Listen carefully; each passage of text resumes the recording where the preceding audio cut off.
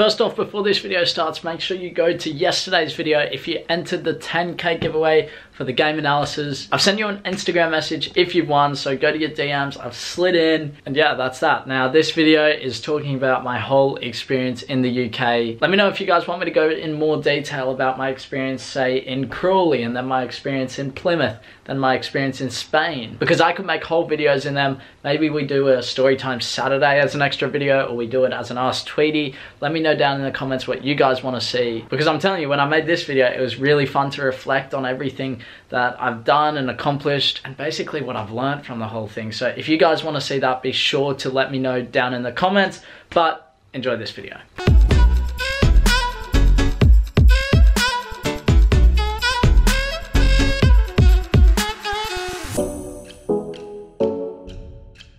Yo, what's going on, Team Tweety? I hope you're all super well. Today we're having a sit down video, as you can see from the title. Basically, I want to take you through my whole experience overseas. I was over there for 8 months. I want to go from beginning to end, lightly touch on some things, going more in depth in others, and overall show you guys what I've learnt from it, and also why I made the decisions that I did. So to start off, I left overseas simply because I didn't think there was enough opportunity in Australia. Now, it's very difficult to make the pro leagues here. The semi-pro level is easier, but that jump from the semi-pro to pro is massive. So I thought, you know what, I need to go overseas. England was the best for me because of the visa situation. So then I started speaking with a few people. Dad spoke with his mate, who spoke with his mate, and that's how we came across Ed. Now, I'd say the experience with Ed was good, but look, I was playing for a 9th division club, playing for their reserves, wasn't getting a whole lot of game time. Dad then found another contact who we had, and then I started playing for Dorchester reserves, and it felt like nothing was really happening. I feel like when you go overseas, you need these contacts. It's one of the most important things in football, and I wasn't quite aware of that, I would say. I thought, you know, you could go over, speak to a couple clubs and get a trial, but it's definitely not that easy. Then all of a sudden, one of you guys sent me the contact details for the Crawley Town Under-23s coach, so I got in touch with him. I went and trained there 2 days, and then I decided I want to go to Spain. And that decision making was difficult because my mentor was really eager to get me over there. I've always wanted to go to Spain and play football, but I was part of this Crawley Town Under-23s. I was pretty much accepted there, but I thought, you know what, I need to follow what I want to do. So I went over to Spain. I don't know how many months. You guys need to let me know in the comments. Maybe 2 months, 2.5 months, or maybe it wasn't even that long, but you guys saw I trained with Sabadell. I trialed for their B team. That was an amazing experience. I love the Spanish football. It was, wow, their skills, their understanding of football is just so different and more advanced than anywhere else I've ever seen. So I absolutely loved it there. I played 1 game for Payaha with my mentor. That was an amazing experience as well, and I overall think I learned so much. I remember when I went back to Crawley, I spoke with Jay and he said, yeah, when you came back you improved a lot. Now, why did I leave Spain? Well, I had the Crawley Town opportunity on the table. I spoke with the Crawley Town guy and he kind of said, yeah, we play games on the Monday. I want to see what you like and see if you're up to the standard. And I was like, man, this is a 4th division under-23s club. Now, when you get presented that, it's so difficult to say no. How can you not say yes to a 4th division? The first team is professional. Every under-23s in the 4th division is professional as well. And so I'm sitting there going, well, this is such a good opportunity. So I decided to leave Spain with that in mind. Now,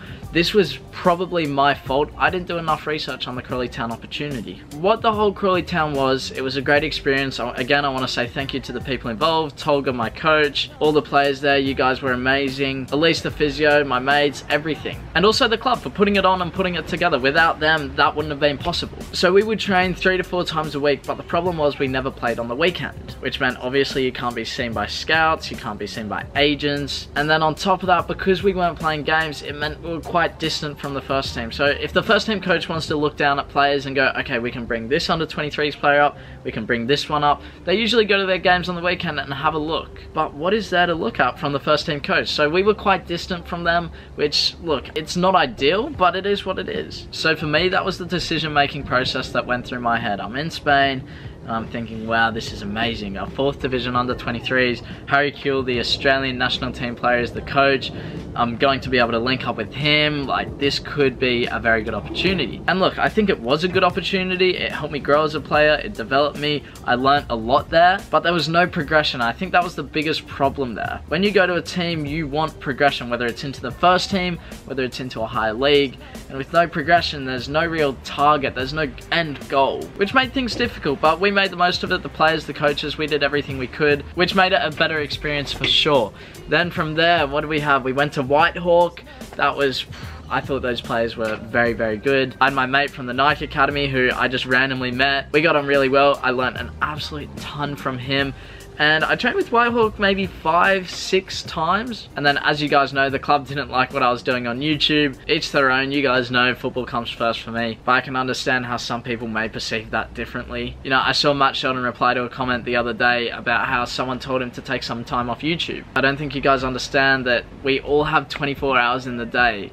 The fact is that Matt Sheldon and I, we don't spend our time playing video games. We don't spend our time doing other things.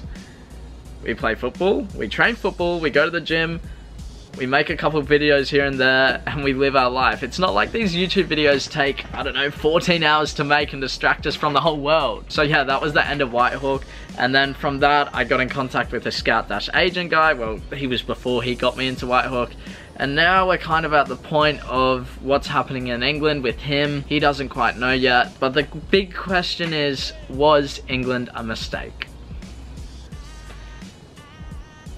And look, I'm inclined to say no. If we're comparing England to Spain, which I guess I can do, well, I can, it's my video. I would say Spain was a much better experience. And if I knew what the whole Crawley Town situation was going to be, I probably would have stayed in Spain, simply because it would have allowed me to progress to something more. And this is not bagging or mocking Crawley Town. I think they're a great club, great people at the club as well. It's just the situation we were in. It's just the facts. So thank you to Crawley Town again.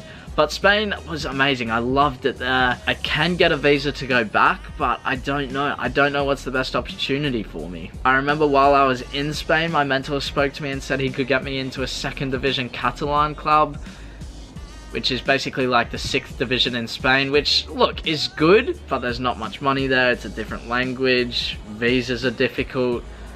I can sort out the visa, but yeah, it's tough. So I don't know, when I go back, look, my sights right now are set on England, but every day I think about it, I think, man, Spain was great. I learned so much. Is it the best decision for me to go back there and play football? Because as you guys know, this 365-day challenge to become a pro, it's a goal. If it doesn't happen, it's not like I'm gonna go, oh, well, that's the end of football. See you later, guys. No, we go to Series 2, we go to Series 3, etc, etc. So I need to think, what's the best spot for me to go? And honestly, I don't know. How can anyone know? I think the Spanish game suits me more. This is one of the things in my life. I put in the title, was England a mistake? And no way. In my life, nothing is ever a mistake, because if you think about things, if you look at it as a mistake, then you would never be where you are right now. So if I stayed in Spain, I wouldn't be where I am right now. I would never have met Jay. I probably wouldn't have learnt some things that I learned at Crawley. I would have had to learn Spanish. I would be a completely different person. So this is for you guys as well. If you're ever in life and you think, oh, why did I do that? Always think, in life you make these mistakes, but it helps you grow as a person. So now that I've learnt about England, I know much more about the system, and that was something I was just naive about it. I thought, look, it's a pretty simple system. You go there, you play football, you have a couple of under 23s, you have under 21s for clubs, they play games, they get paid. But I didn't do enough research, and that was the thing. Like, you know, you live and learn, like I always say. It just means next time I go to a club, I really need to investigate what the opportunity is. So let me know your thoughts. What would you have done if you were in my position? Because if I was in Spain, would you have come back and not gone to Crawley and somehow gone to, like, maybe I would have ended up at Dorchester reserves, or maybe even Dorchester first team at that point? I don't know, the future is so hard, but let me know down in the comments. What are your thoughts? Do you think I made the right decision to leave Spain, to go to England? Do you think I made the right decision to leave Australia to go to England? And on top of that, what have you guys learned? What are the biggest learning curves for you guys who have watched from, I don't know, day 1 or even day 200? Because I'm sure there's things in there that you guys have picked up on and I'm kind of going, well, I didn't even see that. I'm really interested to hear your thoughts. I'm excited to go back overseas. I don't know whether I'm staying in Australia yet. There's always that opportunity. Although it's very slim, we just don't know the future. So yeah, I've been dying to make this video, still recovering from jet lag. Looking forward to the weeks ahead and playing matches. Like, that's all I want to do. That's where you're showcased. And that's where I have my love for football. It's finally coming back. The 9 minutes I got was great. Now I want to push for 30 and then push for 90, etc, etc. So anyway, Team Sweetie, I'm signing out. Make sure you leave a like on this video, subscribe if you're around, join the journey. I'll see you tomorrow. Bye.